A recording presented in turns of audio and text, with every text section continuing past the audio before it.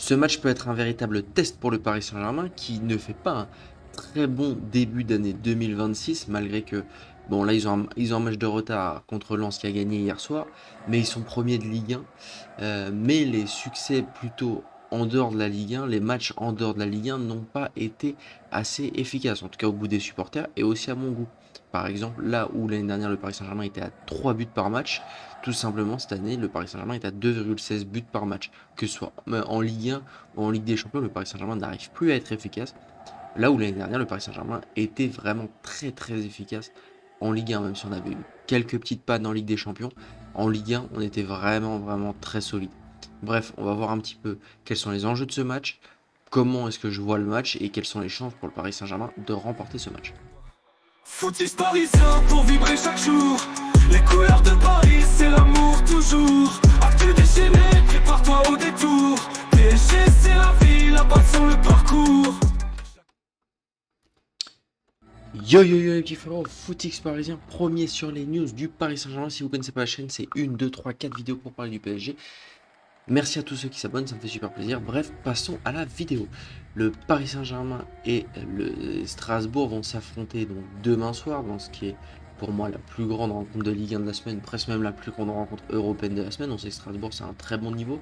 Euh, il reste sur deux victoires, si je dis pas de bêtises, deux victoires consécutives en Ligue 1. Après à mettre un peu en perspective, on a un Lille qui est en grosse chute de niveau, qui est même hué par ses supporters, et une victoire ensuite contre Metz, dernier de Ligue 1 où vraiment Metz ça va pas du tout. Mais bon, le PSG la semaine dernière n'a gagné que 1-0 contre Auxerre, qui aussi Auxerre est un très mauvais Auxerre, il va très certainement retourner en Ligue 2. Enfin retourner en Ligue 2, ils ont déjà fait quelques. Ils sont pas arrivés l'année dernière en Ligue 1, mais voilà, ils vont partir en Ligue 2 je suppose. Donc voilà, c'est pour mettre en perspective le niveau des deux équipes. L'avatar qui fait n'importe quoi, bref, peu importe. Faut faire attention, donc le PSG Strasbourg, début d'année, le 17 octobre, s'était soldé par un 3-3. Mais il faut voir quand même que l'équipe du PSG affichée n'était pas du tout la même que l'équipe du PSG actuelle. Et le PSG en octobre, c'est pas le même que le PSG en février. Enfin, c'est ce qu'on espère se dire. Tu avais quand même Mayoulou, défenseur droit. Tu avais la paire Beraldo-Zabarni, même si je dis pas de bêtises, c'était il y a 2 semaines, on a eu, ou c'était contre Auxerre, la paire Beraldo-Zabarni, je me souviens plus. En tout cas, qui est très très bien assuré, donc c'est quand même des bons joueurs. Tu as Lucas Hernandez en défense, super en qualité par rapport à Nuno Mendes. Au milieu, tu avais Lise et Emery Doué. Mine de rien, c'est pas leur poste préférentiel un petit peu à chacun. Euh, Capitaine Zaire Emery, le mec à 18-19 ans est déjà capitaine. En attaque, tu avais Mbaye, j'ai rien contre Mbaye, il est même plutôt très bon, surtout pour son âge. Mais voilà, par rapport à un Doué en attaque, y a pas photo. Bah, peut-être pas Doué actuellement, mais normalement, par rapport à un Doué, il n'y a pas photo. Et voilà, tu joues même pas avec ton système normal, parce que tu as Ramos en numéro 9 et t'as pas le faux 9 qu'en même temps Luis Enrique. Donc ce sera un match complètement différent, mais cette fois ça va être à l'extérieur. Le PSG en plus qui méritait, qui a plutôt dominé ce match, même s'il qui n'a pas surdominé ce match, comme on peut le voir par rapport en Ligue 1, parce que tout simplement Strasbourg est un bon club de Ligue 1. L'année dernière, faut pas oublier que Strasbourg avait empêché le Paris Saint-Germain d'être invaincu en Ligue 1. Avait été sa première défaite, si je dis pas de bêtises, on avait fait deux défaites en Ligue 1 l'année dernière, la première contre Strasbourg, la deuxième je me souviens plus, mais c'était le match d'après qui comptait. Bon là pour le coup on était déjà champion de Ligue 1, on était en préparation pour la finale de Coupe de France, finale de Ligue des Champions, et bon bah avec du recul on préfère avoir perdu ces deux matchs plutôt que d'avoir perdu la finale de Ligue des Champions.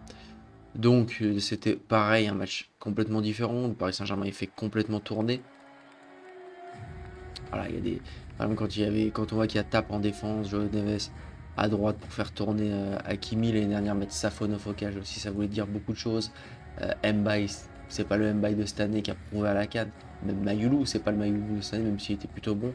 Et Lee Kangin, il était vraiment en bout de course l'année dernière, là où il réussit à se relancer cette année, c'était pas le même Lee Kangin.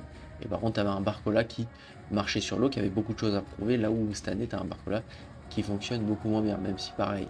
Enfin, il suffit de voir les XG, même avec cette équipe qui était complètement remaniée avec un but contre ton camp, tu finis avec quand même des meilleures statistiques que Strasbourg. Tu mérites de gagner ce match. Mais bon, ça ne peut pas toujours passer. Il a suffi de la 32e journée pour passer.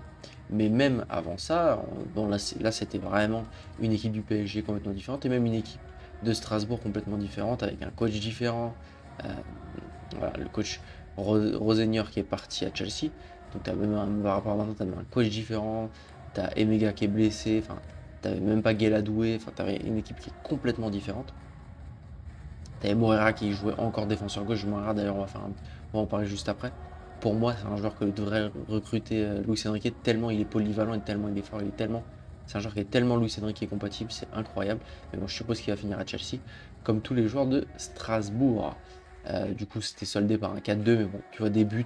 Déjà, tu vois des joueurs que tu n'es pas censé voir. Voilà, tu as but d'Asensio.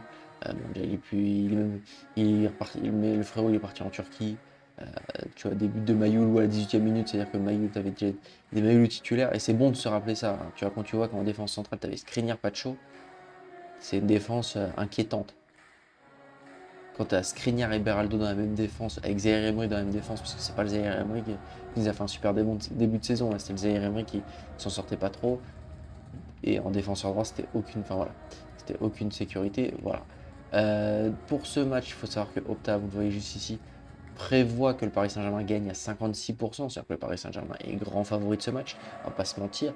Mais bon, avec le niveau qu'affiche le PSG ces dernières semaines et le niveau de Strasbourg, pour moi, qui est plutôt bon, il faut faire très attention à ce match. Et il faudrait que le PSG se serve de ce match pour enfin avoir ce déclic. Et pour moi, ça peut être un match qui peut vraiment te rassurer parce qu'on sait que Strasbourg, c'est un bon niveau. Bon, ils sont à 15 points du PSG, ils visent, voilà, c'est pas un prétendant direct à la victoire en Ligue 1. Mais voilà, c'est un match où vraiment tu pourrais te mettre en confiance en cas de grosse victoire. Moi, je vais pas vous mentir, je vous donnerai mon pronom un petit peu plus tard, mais je pense pas que le Paris Saint-Germain va gagner avec une grosse victoire et je pense pas qu'on va réussir à se rassurer avec ce match. Pas contre Strasbourg, en tout cas. En plus de ça, Lens a gagné hier 1-0 contre le Havre. Bon, ça, le Havre on se doutait qu'ils allaient gagner, mais bon. Euh, le Paris Saint-Germain qui se doit de gagner pour garder sa première place. Le PSG, pour moi, sa grosse mission de février, bon, déjà, c'est de se qualifier contre Monaco. Je vous ai fait une vidéo hier, n'hésitez pas à aller voir pour voir un petit peu quels sont mes pronos et mon analyse de Paris Saint-Germain-Monaco. Euh, mais le PSG, sa grosse mission pour moi du mois de février, c'est de prendre une grosse avance en Ligue 1 pour pouvoir attaquer la suite de la Ligue des Champions vraiment bien. C'est sûr que si tu perds en Ligue des Champions contre Monaco, là, tu as raté complètement ton mois. Mais pour moi, ton objectif secondaire de ce mois-ci, d'être bien en Ligue 1, de pouvoir vraiment, comme l'année dernière finalement, vraiment voir les derniers matchs de Ligue des Champions à partir des huitièmes de finale comme étant tes plus gros matchs et pas avoir à se soucier d'un PSG Lens et tu vas pouvoir faire tourner pour un PSG Lens même si Lens serait deuxième du classement. Voilà, tellement serein en Ligue 1 que tu peux faire tourner. Donc voilà. Faut faire attention à Lens aussi parce qu'ils ont des bons joueurs. Panichelli, je sais pas si ça se dit Panichelli ou Panichelli, qui mine de rien est deuxième meilleur buteur de Ligue 1, 11 buts. Il nous en avait collé 2 au dernier match. Voilà, c'est, je pense, le plus gros joueur actuel de Strasbourg. Ils ont quand même des bons joueurs. Pour moi, c'est Diego Moreira aussi. Valentin Barco aussi, qui est très très bon, le jeune argentin. Et Gueladoué, pour moi, Gueladoué, il a le niveau. Je pensais qu'il allait seconder Achraf Hakimi. Je pense que c'est lui qui a peut-être pas voulu. Je sais pas si le PSG a vraiment essayé de le recruter. Moi, je pense que ça aurait été un très très bon remplaçant d'Achraf Hakimi. Pareil, un joueur polyvalent, il peut jouer défense centrale aussi parfois, défenseur droit beaucoup. C'est un joueur très polyvalent, Luis Enrique est compatible, qui peut monter. Un joueur auquel il faut faire attention. En plus, un joueur qui a commencé à prouver. Là, maintenant, il a joué à la CAN. Il est titulaire en Côte d'Ivoire. Pour moi, c'est un joueur que le Paris Saint-Germain devrait regarder pour recruter, comme Diego Moreira. Regardez, il suffit juste de voir à quel point Diego Moreira est polyvalent. Le mec peut jouer défenseur gauche et ailier droit. Le mec, c'est Bale, quoi. Incroyable. Incroyable. Le mec, c'est Bale, son année à Tottenham, là où il pète et il joue partout sur le terrain. Enfin bref, incroyable, mais vrai.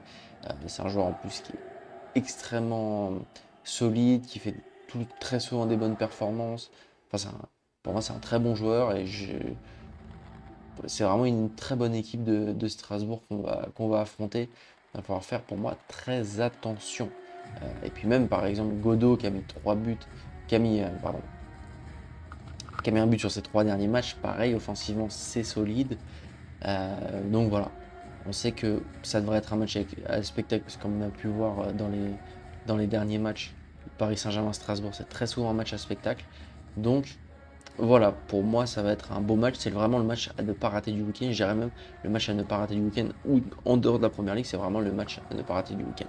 Donc mon prono vis-à-vis de ce match, pour moi, le Paris Saint-Germain va l'emporter. Le Paris Saint-Germain doit se relever après ce qui était un échec. Bon, après, c'est qu'une égalité contre Newcastle. C'est pas non plus, tu t'es pas fait non plus dominer par Newcastle et voilà. Mais tu dois relever la tête après ce qui est quand même une des illusions. Tu dois relever la tête. Moi, je pense que le Paris Saint-Germain va gagner, mais dans la difficulté. Je vois bien un 2-1 pour le PSG. J'espère un but de Bradley Barcola. Voilà, un but de Bradley Barcola, un but de Dembélé pour les remonter. Il y aura Désiré Doué aussi. Désiré Doué, il faudrait qu'il reprenne confiance. Et puis on assistera très certainement à l'entrée de Mbaye qui va certainement rentrer à la place de Doué. Bref, ça va être un match très intéressant à voir. N'hésitez pas à me dire votre prono pour ce match. N'hésitez pas à liker, partager et commenter. Ça me fait super plaisir à chaque fois. Je voulais aussi vous remercier encore une fois pour les 60 abonnés. Merci beaucoup les gars. Ciao ciao.